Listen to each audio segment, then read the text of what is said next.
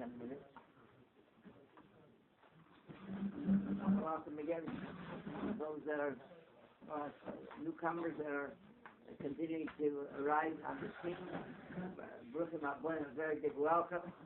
Some favorite titles, Baruch Atah Boyer and Baruch Atah Basodeh.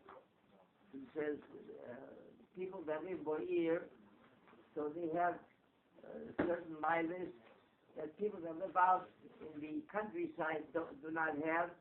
And on the other hand, those that live Basodeh, live in the countryside, they have mileage virtues that possess that city dwellers don't have.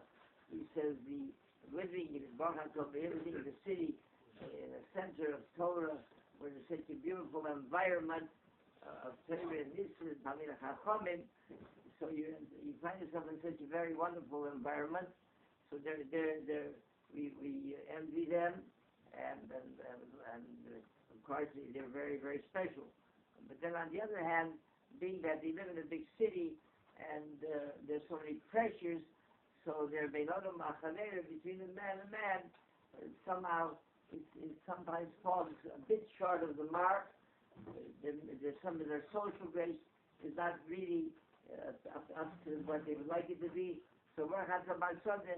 People in the countryside, some are social grace out of towners have a certain demeanor and manner about them, more welcoming and more courteous to me. So we should possess Baruch Atah Boyer, Baruch Atah Basodeh. Abba Midas Bodam. There's 4 characteristics, Midas, traits in a human being. Whenever somebody says Shali, Shali, Champazah Hope from here, he said, whatever I have is mine, whatever you have is yours. So it's Midas Beilanis, the Asian Midas Zoin. Then there's continuous one who says, which is the highest madrege, Remer Shali Shalach, whatever is mine is not really mine, it's yours. Shalach Shalach, whatever belongs to you, yours is yours. So that's a chosi. The Rambam writes in the Agdome, Mishnayis, Pitin HaNefesh, to protect your neshama, your soul, your nefesh, there's a price that you have to pay. The price is b'churban haguf. Material needs and material pursuits have to be in the background. People are never b'churban haguf. The Jenison says in Pirkei, "Kol ha'makayim meyoini, soif ha'makayim meyoshe." Whoever struggled and sacrificed himself in order to be Makayim Teir Nisus, Meyoini, from poverty and extreme, he'll be rewarded, he'll be Makayim Meyoshe. It all means with the same thing. And whoever is Makayim Meyoini, someone who is, he's Machid, the Churban Haguf, so the end will be, even though he's physically, materially, he might be poverty-stricken, but straight from the kind of Yosher, it will be a tikkun nefesh for him. It will be straight from the kind of Yosher. That's also the shalach. That's he'll be sacking his nefesh. It's a very, very beautiful chazal. One brought down the Shimon ben Shatach. It was Erev Shabbos, and the table was there. There was nothing to serve to Shabbos Kodesh.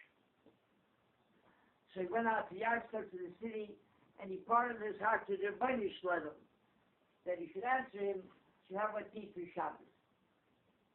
Chazal tells us, if me came to say, yeah, something descended from Shemayim, and something very valuable, he took, and he redeemed it, and from that he was able to buy a Shabbos. When his wife saw what he brought home, she says, "Where did you get this from?" So he told her.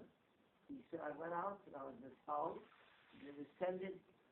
He says, "I will not eat a morsel of it unless after Shabbos you return everything that's left.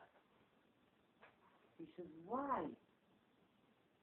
She said, didn't we learn that if you're given a heavenly gift and you enjoy it, you benefit from it, so it'll be detracted from your reward on the next world?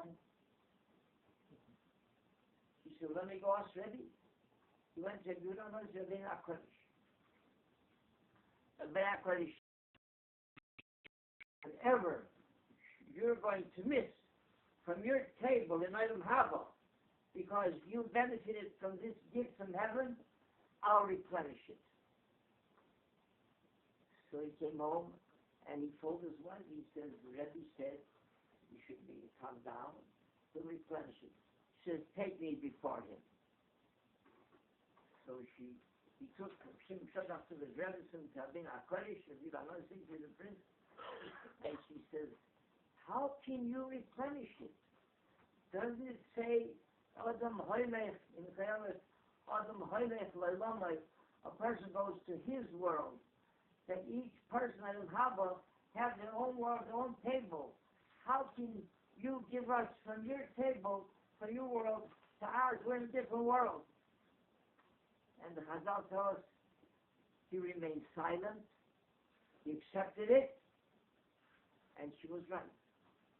What was there in the words of Shimon Shazach's wife that silenced the punitive prince? He had his reward, his chagrin was considerable. How could it be that he couldn't repay them what they were missing from their table? But the difference was this. The Guna Nasi, Chazal Binus was one of the wealthiest Yidden from the family. Tremendous wealth. So he studied and he majored in Torah from Concord with Elisha. So someone who labors in Torah and Elisha from Concord, that's one type of reward. But Shimon Shotach, who he gave away he didn't have what to eat. He was starving in Mishpachah, and he gave away his bread and everything in order to study Torah. So dear to him was Hashem's Torah. His reward for his Torah study was a much higher and a different level. It was a different point completely. That's why the Nasi could not. Can I even a catch you? I know. That's not what's wrong with that thing. The thing was going to say,